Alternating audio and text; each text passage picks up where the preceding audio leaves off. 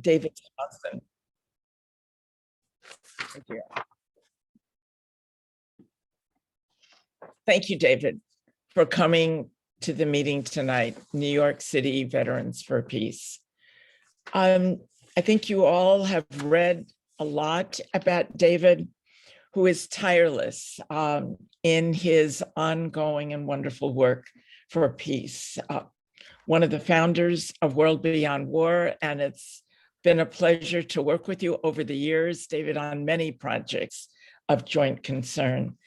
I'd like to just talk about David's having been a recipient of the U.S. Peace Memorial Foundation that occurred at the 2018 Veterans for Peace National Convention.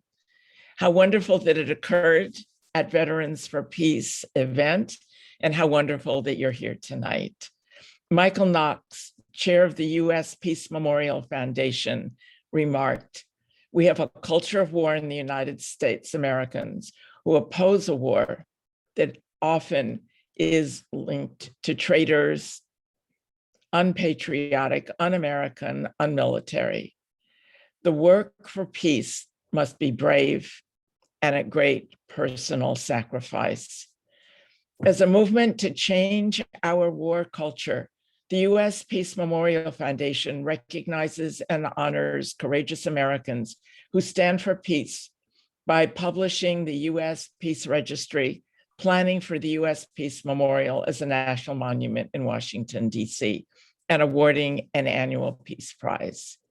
Quote, "I am very pleased to announce that our 2018 Peace Prize is awarded to that Honorable David Swanson for his inspiring anti-war leadership writings, strategies, and organizations which help to create a culture of peace." Thank you, David. Thank you from the Peace Memorial Foundation, and thank you from all of us who work for peace. You are inspiring. You give us hope and leadership in your writings, strategies, and certainly organization. Thank you for dedicating your life to ending wars. You are one of the most prolific writers, speakers, activists, and organizers for peace. The breadth of your work is staggering. You have enlightened us with books that are in the forefront of anti-war thought, with speeches, debates, conferences, blogs, billboards. I could go on, and David, I have to admit, sometimes I look at you and just want to know where on earth all your energy and optimism come from. So it is, for all of us, an honor to have you as our guest tonight, and thank you for being here. Thank you so much for having me and for that introduction, which I think it's got to be downhill from there. Maybe I should not say a word. That was pretty good. So many wonderful friends I see in the gallery, and people, most of whom I haven't seen, at least in person, in years. So it's wonderful to see these faces, and that was tremendous.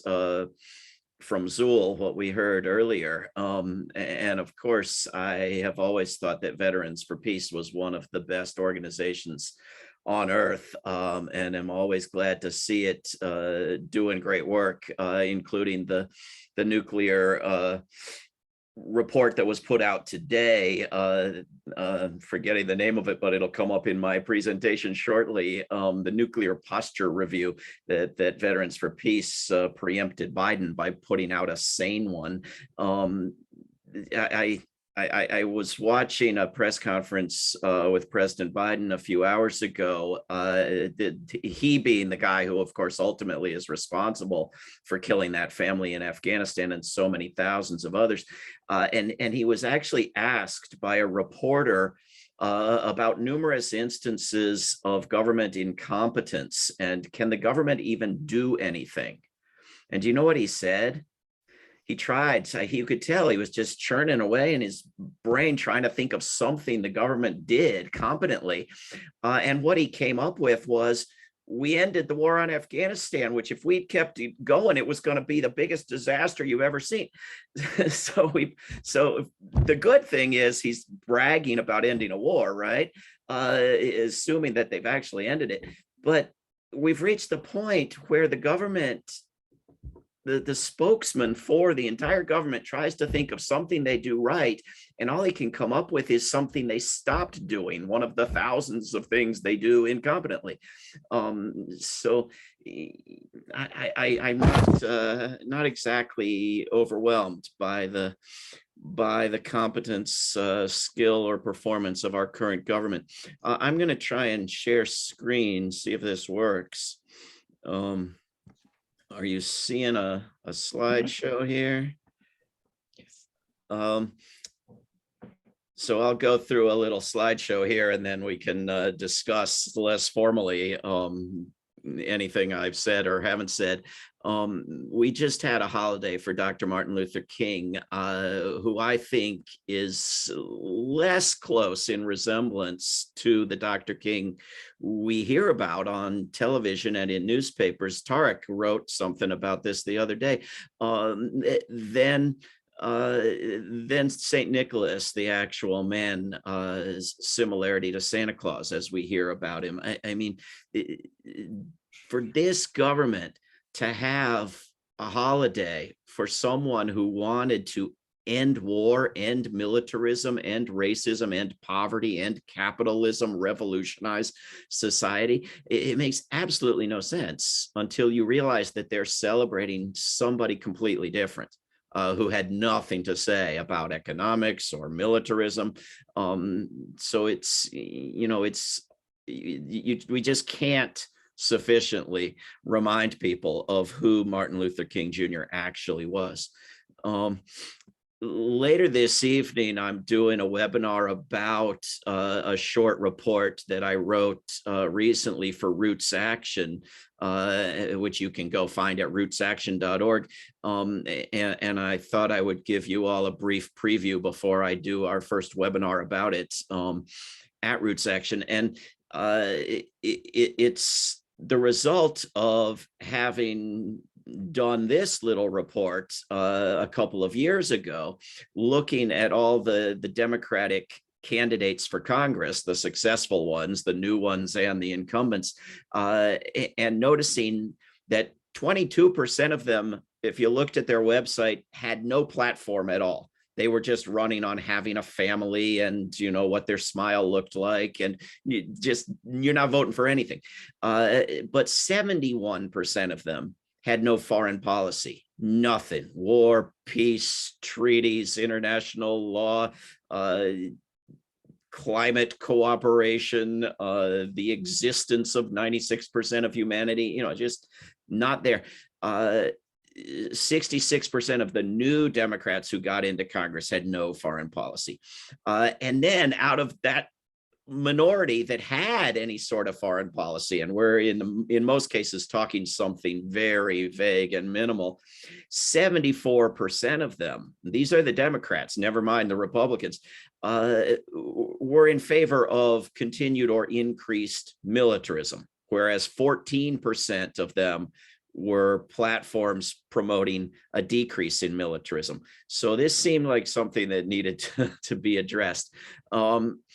And so we produced this primer on U.S. foreign policy for congressional candidates, but anybody can read it because we talk to these candidates all the time who claim they don't know anything about foreign policy. That's why they don't have any positions on it.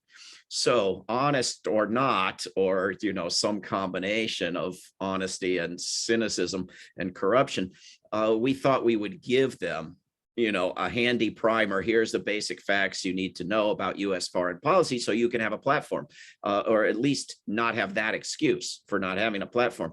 And when you're talking about the majority of the money that they're going to oversee, right? Sometimes 60% in some years of the discretionary budget is for militarism, and they have no position on it, meaning they have no position on the budget or no position on what they do with public dollars if they get in. So they're running for the other 40% of the job, basically. They're not running for the central project of the U.S. government, for the main thing the U.S. government does, which is unique and is not normal for a politician to be campaigning on, not in any other country on earth and not in localities or states in the United States. So is it ignorance or corruption? Is a problem getting people to believe what they're paid not to believe? It's clearly a combination of the two. So part of what this primer tries to present people with through various topics and sections is the unique role that the United States plays in the world, because even people who are somewhat enlightened and in favor of peace and against war sometimes think of the United States as one of the world's war makers, as if there are lots of them and the worst ones are, somewhere in the poor nations of the world, whereas in fact the United States is overwhelmingly the weapons supplier to the world, as shown in this chart. Its so-called foreign aid, 40% of it is weapons. At least 80, maybe 90% of the foreign military bases on Earth, the bases that are in somebody else's country, are US foreign military bases. This is not normal. Other countries don't do it. The criminal activity of launching wars and threatening to launch wars and all the crimes that are encompassed in that, the rogue status of the United States as leading holdout on major human rights treaties and disarmament treaties. And there's a section on the congressional so-called war powers and so forth. But I tried in this primer to appeal to Congress members' self-respect, or potential future Congress members' self-respect if they still have some, and to note that they're going to be lied to about any major war. They're going to be lied to by the White House and or the Pentagon. I document and quote in this report some of the confessions of Pentagon officials of what drives the spending, that it has nothing to do with defense, that it has to do with bureaucracy and power and profit. And of course, Congress gives the Pentagon even more than it asks for because of its corruption. And the evidence that the spending is counterproductive, that the bases generate wars, don't prevent them, that the military spending generates wars, that the counterterrorism generates terrorism, et cetera. And I include some sections on what could be done instead, and the polling on how popular peace is.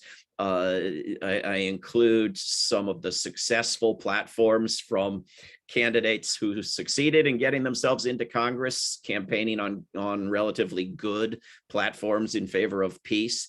But we have to do even better than those examples. As Dr. King said, nonviolence or non-existence. I mean, this is a choice. We have to do better if we're going to survive. And so I include recommendations and sections on the possibility of complying with the rule of law and cooperating with other nations, transitioning to a peaceful, sustainable future, and addressing other emergencies that we actually need to address, and putting some money into human and environmental needs. So I've got a few slides in here on how we see going about this at World Beyond War, one of the organizations that I work for. And our philosophy is to go after the institution of war, not the particular wars or weapons or individuals or political parties, but the entire institution of war, because of all the damage it does in diverting the money, destroying the natural environment, eroding our civil liberties, destroying the rule of law, expanding bigotry and racism, et cetera, et cetera. I'm Actually, in some weeks, I'm going to be doing a debate with a guy from West Point on, can war ever be justified? And this is the key point that I always try to make, is even if you had some miraculously angelic war that was a last resort and defensive and going to do more good than harm through some, absolutely impossible set of miracles, it would also have to be so good, do so much more good than harm, as to outweigh all the damage done year in, year out by the investment in the institution of war, which kills vastly more people than the wars thus far. And that's too much to ask of any war. It can't happen. So this is how we go about looking at the issue. And these are some of the sections we have on the World Beyond War website, debunking the myths that war is inevitable, or can be just, or can be necessary, or can even be beneficial. Humanitarian wars, relatively new but fairly popular theme in war propaganda. And of course, as you all know, if you've ever talked to the general public about abolishing war, the central topic is World War II. And so this is actually the chapters of a book I wrote recently about World War II, and how virtually everything people think they know about it is not the case, and that if you want to try to justify it and claim it's somehow relevant to the world as it is today, you have to leave behind all of these myths and try something else. And this is also from the World Beyond War website. Again, the reasons for ending the whole institution include not just the lies told about the latest particular war, but the immorality, the endangerment, the counterproductive endangerment caused by wars and the threat of wars, the erosion of liberties done by wars for freedom, the expansion of bigotry, the looking through US history, racist violence has expanded during and after major wars. The wasting of $2 trillion globally and about $1 trillion in the United States alone every year on this, the incredible contribution of militarism to environmental destruction, the impoverishment of this operation that Congress members defend, not just sociopathically but incorrectly, as a jobs program, and the existence of better alternatives. And so, as you know, when you're dealing with a national government that is almost entirely corrupted, you can make progress with local activism, and you can make progress with global cross-border activism and activism in other countries that are pieces of US imperial efforts around the world.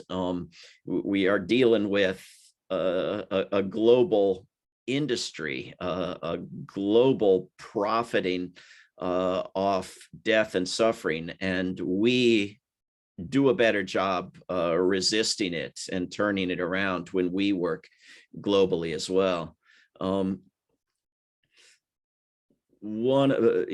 addition to nonviolent direct action, we have to do education, and we have to make books, and we have to make online courses and book clubs and webinars. And so we're doing all of these things also at World Beyond War. And one of the types of campaigns that's really taking off, and there was a great report came out today from from PAX and ICANN on the number of banks and investment institutions that are taking money out of nuclear weapons. We've been working on getting localities to take money out of all weapons, and with some success, and out of fossil fuels as well, and having some success combining those two and educating people about the interlocking nature of those two, weapons and fossil fuels, in divestment campaigns. And I think this is my last slide taken from World Beyond War topics, but this is the other part of what we try to do, is create a culture of peace with books and music and art and monuments and endeavors like the Peace Memorial that's being worked on, in addition to giving out the annual peace awards in the United States, celebration of peace holidays, etc. And this is a campaign that's still World Beyond War, but also Veterans for Peace, that we're working together on. You can find the link to the action page at that URL at the bottom there, or from the World Beyond War or Veterans for Peace websites. But this, Agent Orange still needs to be addressed.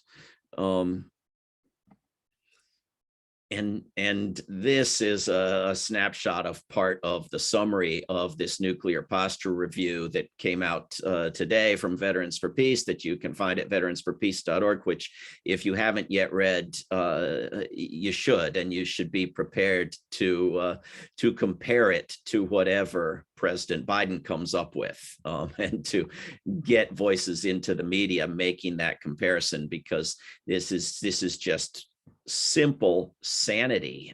There's nothing here that should be controversial whatsoever, but when you see what Biden comes up with, it will be starkly different. I also wanted to mention, with regard to nuclear weapons, that we're coming up on Saturday on the 1-year anniversary of many of the world's nations putting in place a new treaty that ought never to have been needed if the existing treaties were actually complied with, banning prohibiting the possession, manufacture, trade, use, proliferation of nuclear weapons. And there's all kinds of tools and resources and links to events and how to plan your own event, if you've still got time, by Saturday, at that link, worldbeyondwar.org/January 22. Now,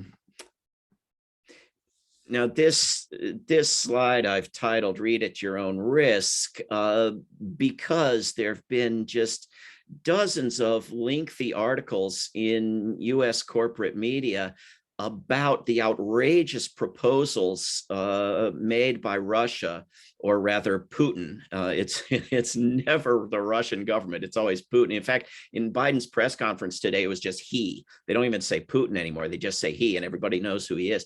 The incredible, disastrous Cold War, if not hot war, initiating demands that he has made, you can read about at great length in the US media from the middle of December until now, but you're hard pressed to anywhere find the actual demands, which they could have told you, as you see, in 100 words or so. And the strange thing is that when you look at the actual demands that were, the most outrageous thing on earth since the seizure of Crimea, one of them is, let's not call each other adversaries. One of them is the United Nations exists. One of them is we should talk to each other, and the others are exactly what the United States would be saying if there was a single Russian missile in Cuba. Right? Get your weapons and troops and military alliance and military war rehearsals out of our backyard. That's it. And yet what you saw at this press conference today with Biden, where you, for the most part, had members of the US media, who are the biggest hurdle I mean, it's not the weapons dealers. It's not Russia. It's not Ukraine. It's not even the Pentagon. It's the U.S. media. It's the biggest barrier to peace. You had them, demanding, will you demonize Putin more? Will you go to war? Will Putin invade Ukraine, etc.? But you also had them asking, will you actually maybe meet some of these demands and avoid conflict? And Biden was sort of suggesting that maybe they might keep some weapons out of Ukraine, and they would never, ever, ever say that Ukraine couldn't be in NATO, but they might put it off for a while. He didn't say how long. One of the reporters asked if he meant decades, and he didn't say. But asked, would you stop putting weapons and war games into Eastern Europe, not just Ukraine? And he said, no, hell no, it's our sacred duty, right? And if you read Andrew Coburn's recent book on the spoils of war, you see how much the expansion of NATO going back to Bill Clinton days was driven by the desire to sell weapons in Eastern Europe. And now it's a sacred duty to sell weapons to Eastern Europe. So this is why these demands are considered so outrageous. I want to say something about the situation we're in with the US government, not just on war and peace and the war on Yemen and the military budget, but across all the issues of human needs and environmental needs and all the dozens of not terribly bad promises that were in the Democratic Party platform and the Joe Biden for President website. This is a photograph of then President Obama with a Democratic congressman who was one of, I think, about 4 that he brought on this particular flight on Air Force One to take to the G7 and take photographs, and it appears give out goofy shirts with Native American symbols because these people voted the way Obama wanted on a corporate trade vote, the TPP vote. At the same time, there were, I think, 3 Republicans in that very same vote who voted against their party leadership's demands, and they were immediately stripped of their leadership positions in Congress. I had a congressman here in Virginia's 5th district who wanted to vote for more money for the war in Iraq. But he didn't want to vote for an IMF banker bailout bill. And they combined the two, and they said, you got to vote for it. And he didn't want to vote for it. And Obama met with him, and he voted for it with no explanation. And then within days, in the following couple of weeks, you had big press events making front page positive news about him here in this district, with the Secretary of Energy, with Obama's environmental guy, Van Jones, and with Steny Hoyer, the Democratic majority leader. So what I'm trying to say is they have carrots and sticks. And the big ones are money, millions of dollars for your election or not, or millions of dollars for a primary challenger in your election. But they are also, meetings with the president, events in your district, votes on your pet projects, access to media and committee positions. And we have not seen any sign of serious efforts to move the 2 senators from West Virginia and Arizona. And so I don't believe the sympathy for poor Joe Biden and Chuck Schumer and Nancy Pelosi and how hard they're trying, because they aren't trying. If Elizabeth Warren can say primary these people out of Congress, what is it that prevents Schumer and Pelosi and Hoyer and the Democratic Party from acting on that? If the Democrats can vote to end the war on Yemen when they can count on a Trump veto, just like the Democrats in California will vote for single payer healthcare whenever the governors are Republican, but they won't do it now. This is dog ate my homework stuff. We should not be falling for these excuses. And the weapons to Saudi Arabia, this is a broken promise. It's a broken promise that you don't need any senators to make right. You just have to turn against Saudi Arabia and the weapons companies. And the fact that you can't get Bernie Sanders and Ro Khanna to introduce a resolution to end the war because the president's a Democrat, is just outrageous. So I want to not close, but open up any discussion or Q&A that you all want to have with this quote from Dr. King. We are now faced with the fact that tomorrow is today. We are confronted with the fierce urgency of now. In this unfolding conundrum of life and history, there is such a thing as being too late. This is no time for apathy or complacency. This is a time for vigorous and positive action. And I'll stop sharing it at that. Thank you, David. Could you all raise hands? I am sure there are a lot of questions out there. Should I call on people? I saw Nick holding up a hand. Sure. What action would you recommend right now with respect to Ukraine?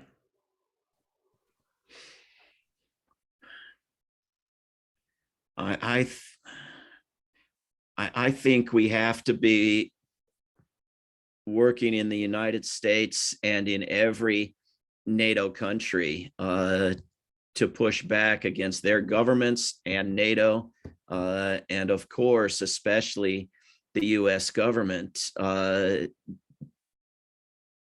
be demanding essentially the very reasonable demands made by Russia. I mean, there is no justification for NATO to exist. And if the sacred duty to expand NATO and to allow Ukraine the freedom to choose to be in NATO or not, it outweighs the risk of war between nuclear armed governments.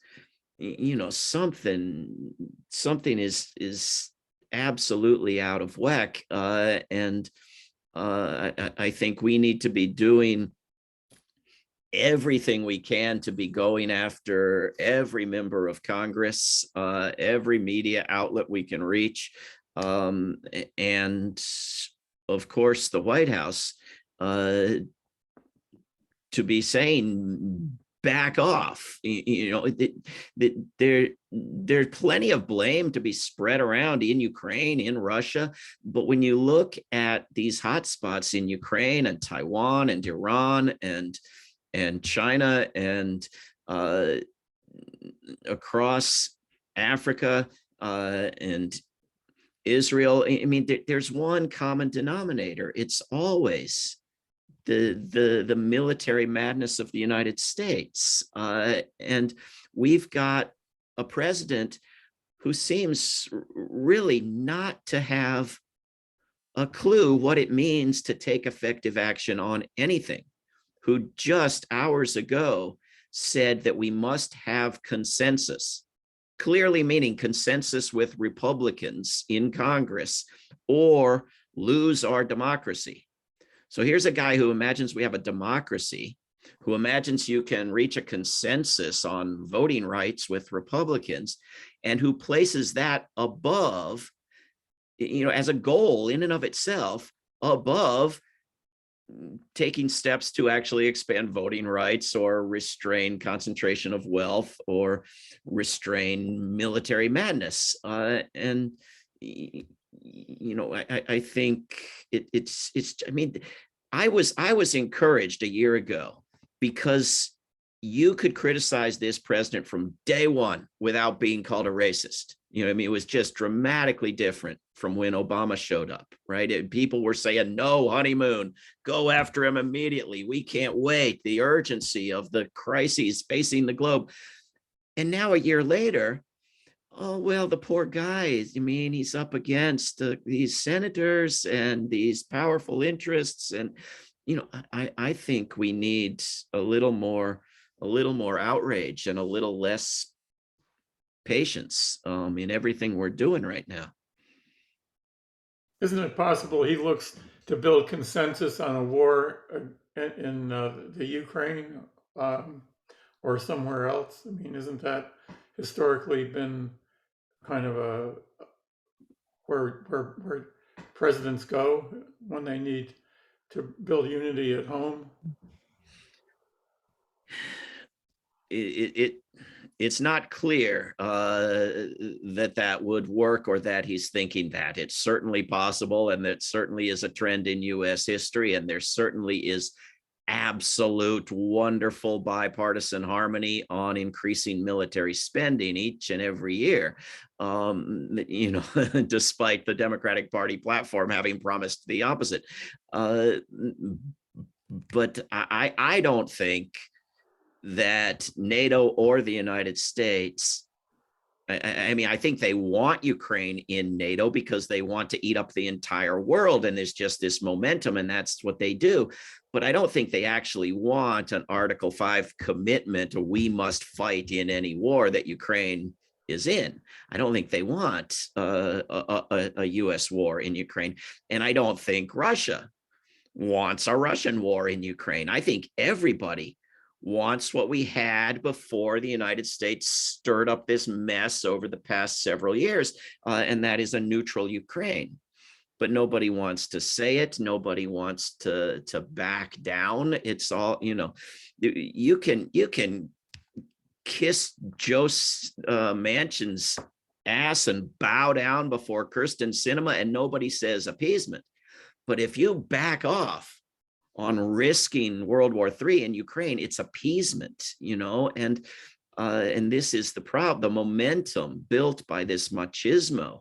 You know, I don't think Biden wants a war. I don't think Biden thinks a war would make him popular or get him reelected. I just think the momentum is pushing in that direction and may spiral out of control. And he doesn't have the nerve or the decency to put a halt to it and turn it around. You know, and I don't think he would have on Afghanistan if, you know, if Trump hadn't locked him into it from day one. Thank you. Thank you. Doc Harmony has a raised hand.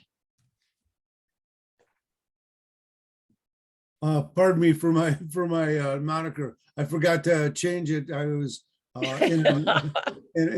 anyway.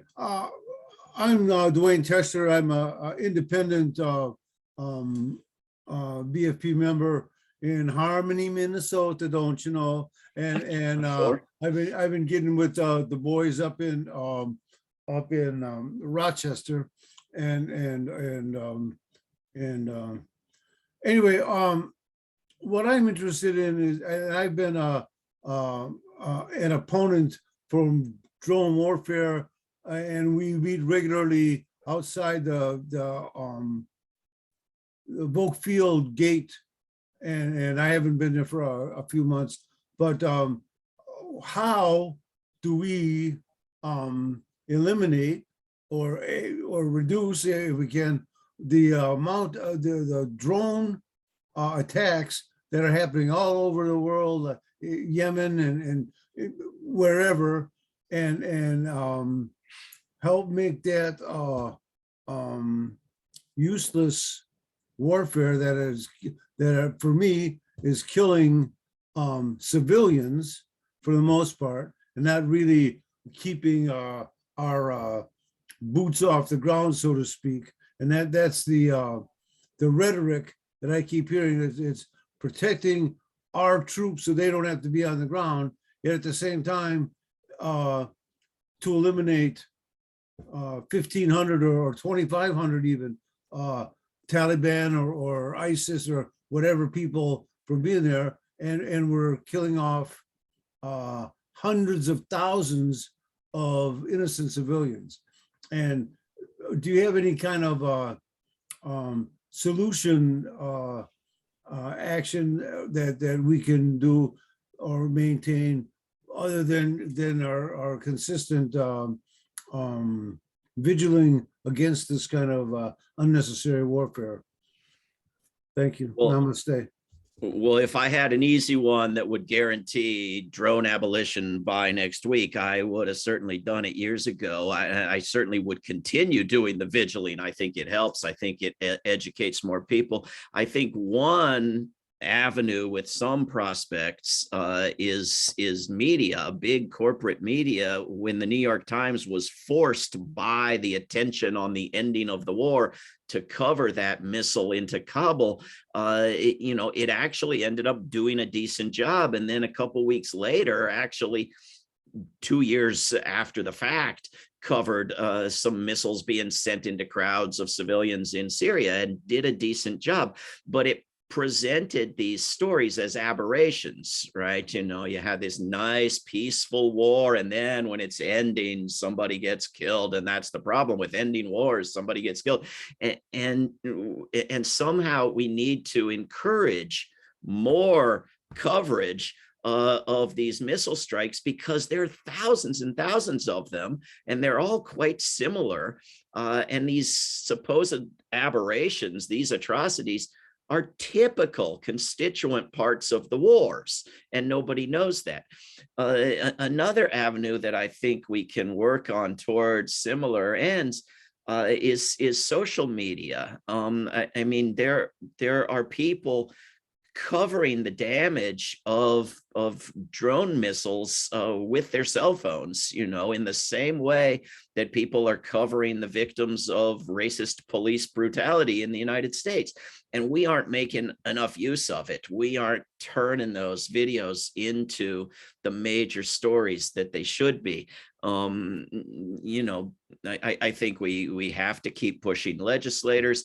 I think we ought to be encouraging also the use of the often abused tool known as law. I mean, some years back, they were trying in Pakistan to prosecute US drone murders as murders. And I think this is an important legal as well as educational approach to start people asking, why is it not a murder if it's a missile rather than a bullet? Or why is it not a murder if you call it part of a war? I mean, we had a good liberal progressive law professor testify before the US Congress back in the Obama days and say, these drone strikes are just criminal murder unless they're part of a war, and then they're perfectly fine. But I don't know if they're part of a war or not because Obama won't show me his secret memos. What the fuck is that? I mean, if you can't look at the thing and tell whether it's part of a war or not, if it's up to some guy with a memo hidden in a drawer, then what does it matter if it's part of a war or not? And if it looks like murder and it smells like murder, and you can't find in any nation on earth in their anti-murder statute any exception for if it's the large enough scale or particular weapons are used or anything of the sort, well, then it's murder. And then, and I think we also should be supporting any excitement there is around banning fully automated drones, but not at the expense of normalizing non-fully automated drones, because they're not the slightest bit more moral or acceptable or than the other ones. What can I do then to have our media get more on board when they're being controlled by the, for lack of a better term, the plutocracy of big business who's making so much money on this type of warfare? We can do events, we can do reports, we can promote good speakers for interviews, we can do letters to the editor, we can do calls to radio shows. I mean, I if I knew something new to tell you, I would, but these things do work, you know, if we do enough of them. I just wonder if I Thank you. could ask Nick Modern to talk a little bit about the project that he's working on with World Beyond War and Kathy Kelly, because we've got some activity going on and information sharing that I think would be good to present after that question. Thank you. Yeah, thank you, Doc. I don't know if you're on our mailing list for the Ban Killer Drones Network or not, but I will send you, I'll put you on the mailing list, and we're having a meeting on Sunday afternoon at 1:30 Eastern, where we'll be talking about several things that are going on to oppose drone warfare. And one of them is actually tomorrow. Two of our members, Packy Whelan and Martha Hennessy, are going to be visiting with an aide to Congressman Peter Welch from Vermont. He is on a subcommittee, National Security Subcommittee of the House Committee for Oversight and Reform. And we're hoping that that subcommittee will be holding or undertake an investigation into all of those killed by US drones in the last 20 years. That's by the Air Force, the CIA, private contractors, and any other agency. And then to sort out from that list, month by month, over 240 months, who were civilians and who were not. And we wish them to undertake a type of investigation that was done by Azmat Khan and other people working at the New York Times, who wrote this report called the Civilian Casualty List. And that's something that you probably have read, but if not, you can find that on the New York Times. And we don't know that there's a great chance for that investigation to occur or that it would be done honestly, but we have to approach it as though it could be done that way, and to we have a protocol for how we would like to have it done that we're submitting to Congressman Welch. So that's something in the near term. We're also going to be starting to do a postcard campaign to the UN Secretary General, first in this country, and from other countries as well, urging that he work for a ban against weaponized drones. There is a movement afoot to ban robot drones, but a really huge problem with that is that it doesn't do anything about the killing that's going on with drones right now.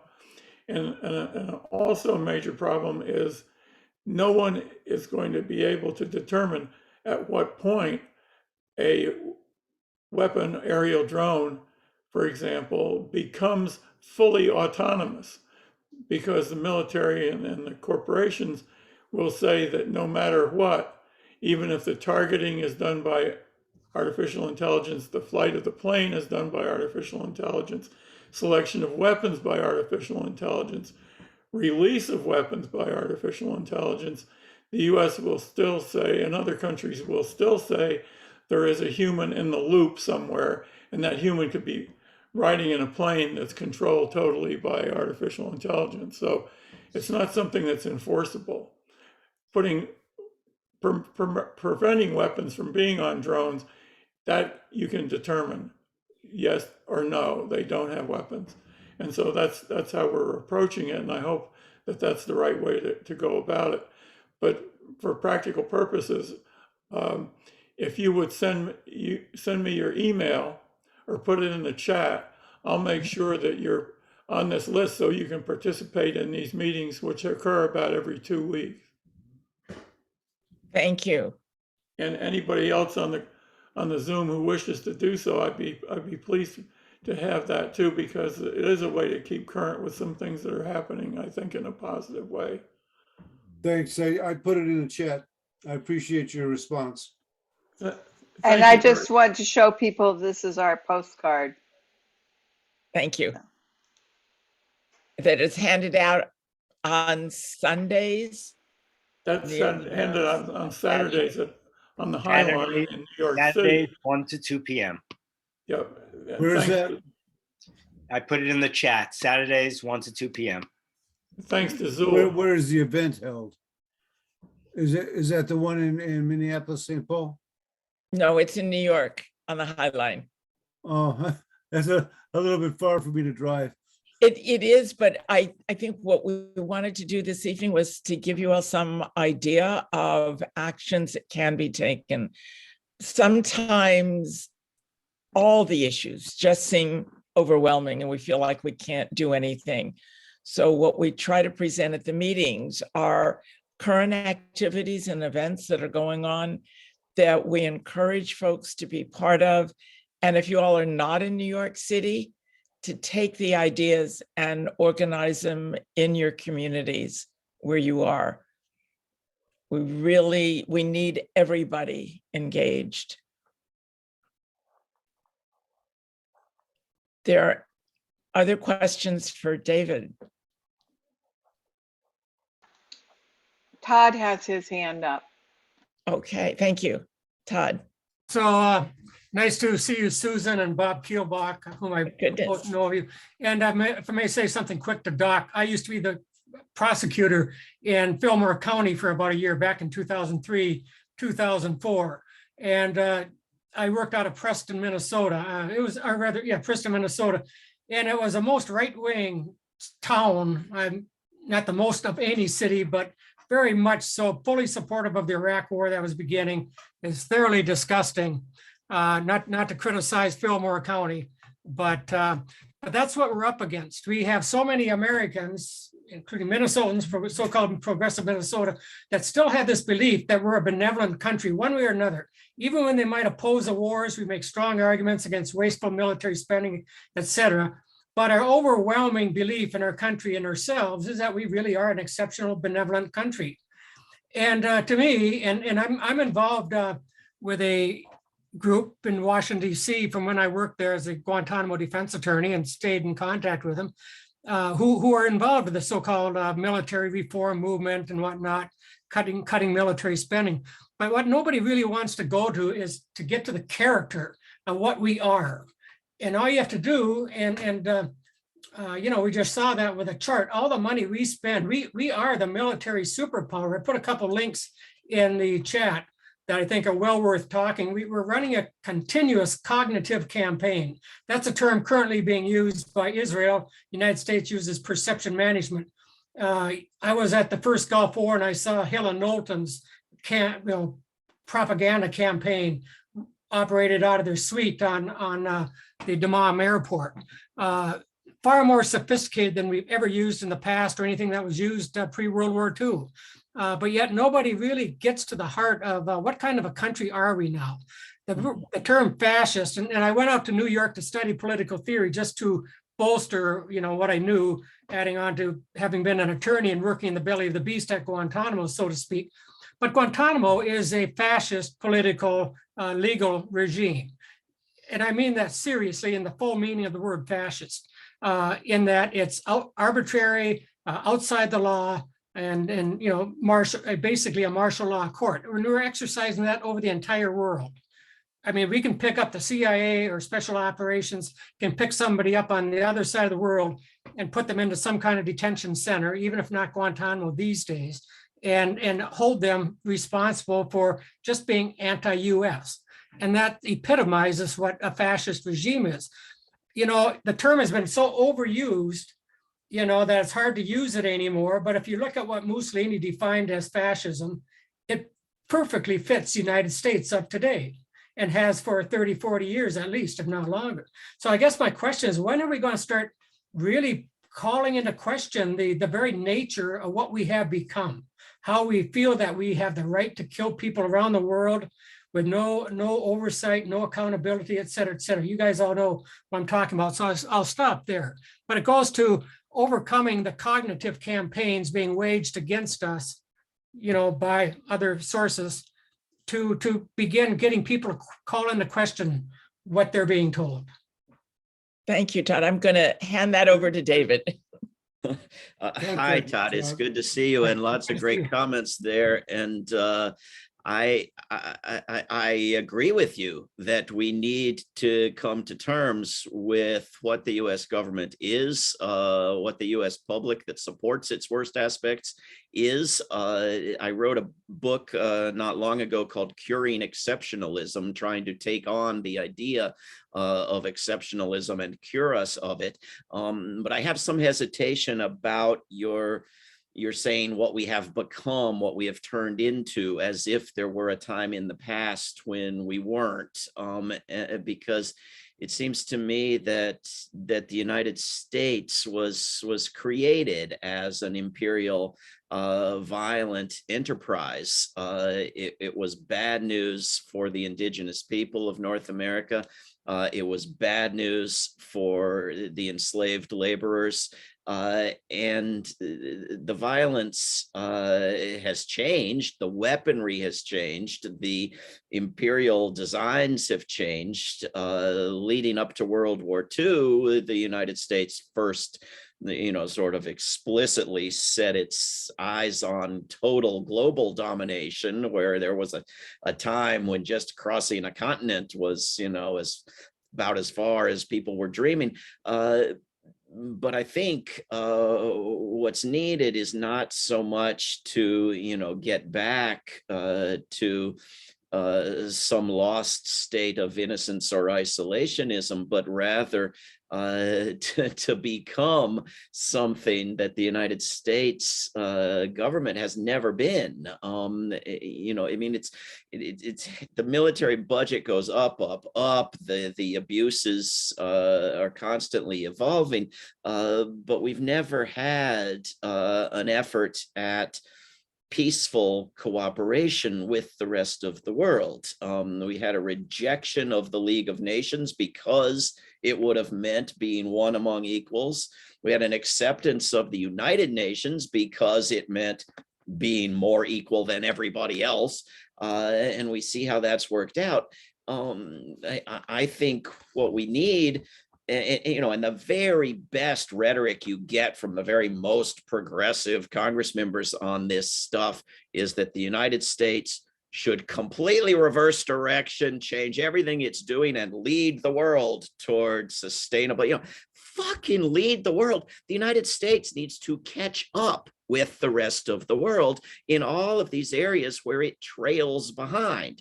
I mean, this is what I was documenting in Curing Exceptionalism. You take all the wealthy nations of the world, who's in last place on life expectancy and happiness and healthcare and wealth equality and sustainability. And, the United States needs to figure out how to be able to learn from the rest of the world. And this is a very different thing from holding democracy summits to preach democracy at people as if you know something about democracy. I think, more than anything else, humility would be something to strive for. And then we might be able to take some constructive steps. Let me just quickly say, I totally agree with you. And when I said going back 70 years, I didn't mean to omit the founding, on to the, up till then, where we had our genocide long before Nazi Germany had their later one. So none of this is to excuse our imperialist past. We can't undo it, unfortunately, but we can learn from it. And but again, I still think, not disagreeing with you, but somehow or other we need to, it's not that we like to call Russia names, Putin names, but nobody ever looks back upon ourselves and see what we're really projecting onto them is really what we are ourselves. Tom Friedman today in the New York Times says Putin is essentially saying to Ukraine, marry me or I'll kill you, or words to that effect, right? Where this is nothing but projection, right? This is the guy who said the reason for a war on Iraq was because suck on this, right? I mean, the US sees in Russia itself. It doesn't see Russia.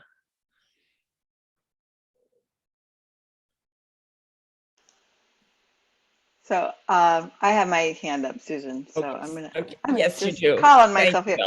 Ellen. Because David mentioned in his presentation that coming up on Saturday was the first anniversary of the coming into effect of the Treaty on the Prohibition of Nuclear Weapons. And I just want to make sure that everybody knows that we are, in fact, we do have an event planned in New York for Friday.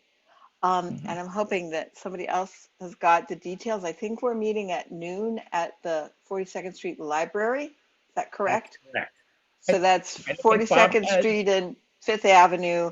And then, 41st Street, 41st Thank- Street and Fifth Avenue, the steps.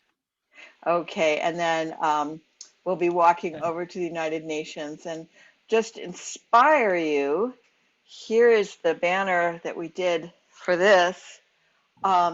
The other thing I want to say about this banner is when we designed it, we were originally thinking that we might do a banner drop. So that banner is 5 feet high, which means that it comes up to me about here. So we need some tall people to come along and help carry that for the march. So I want to put that out there that it's very important. So thanks. Thank you, Ellen. Yes, Send Ken us has his photos. hand Send raised. us photos when it's up. Just to let you all know that the Santa Fe chapter of Veterans for Peace, along with a couple of allied organizations, will be taking that banner to the belly of the beast. We'll be displaying it proudly in Los Alamos, New Mexico. We need pictures from there too. We'll do it. Yes. Thank you, Ken. Anybody else? Thank you all. David, thank you so much for coming this evening. Oh, never mind. Never mind.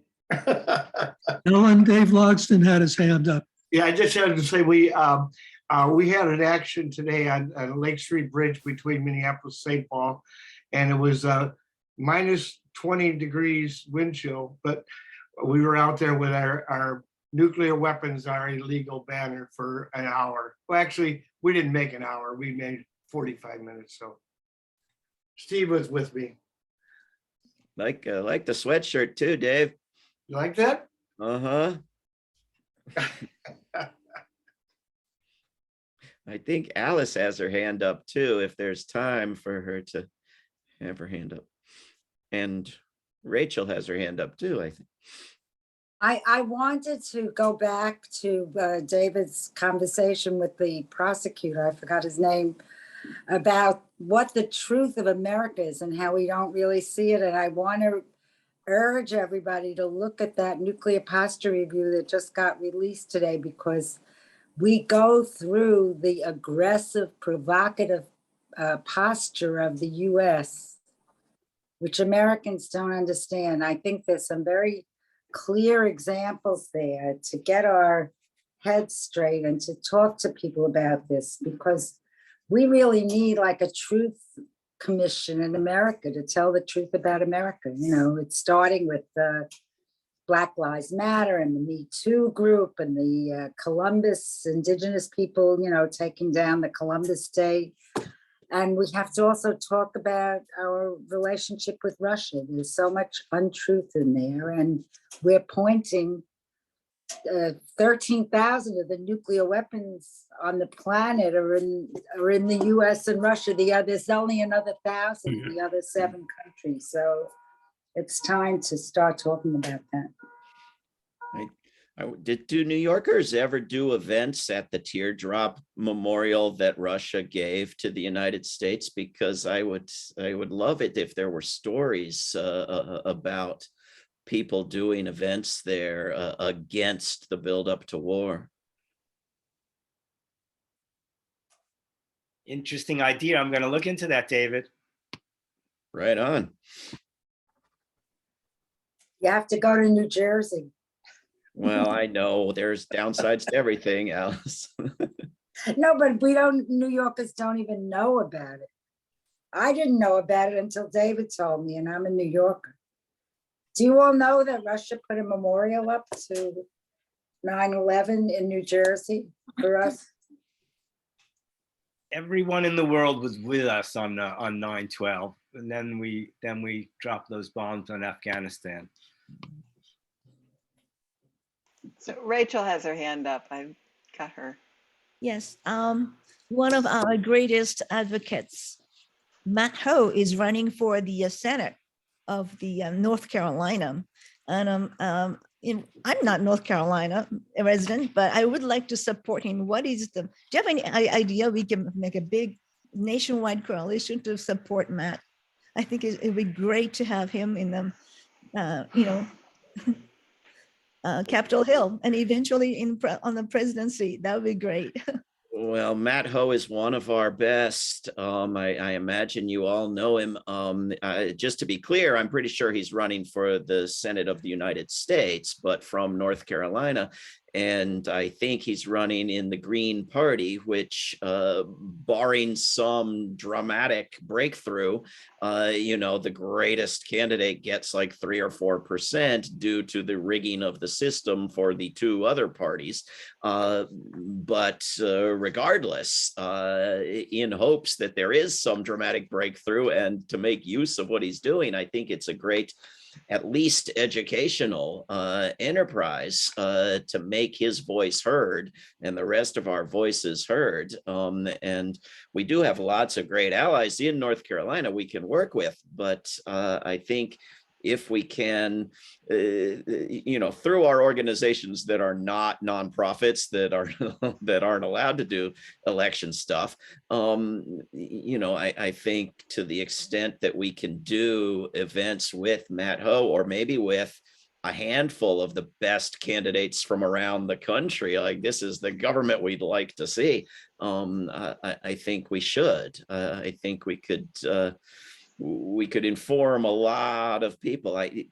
Years and years ago, I was the Secretary of Peace or something in the Green Party shadow cabinet, and we weren't a cabinet. We didn't have power. We just did events and put out statements what we would do, in this situation. And it was a great educational tool to have people explaining in detail how the United States government could be doing pretty much the exact opposite of what it was doing in any given circumstance. And I think, Matt running for Senate, opens up that possibility as well. Thank you. Steve McKeon? You need to unmute. Really quick here. Yeah, I was on the bridge with Dave today there in the frozen wind weather, looking out at the Mississippi River. And it's hard to imagine that hopefully that the Golden Rule sailboat will be coming there in September to go down to New Orleans.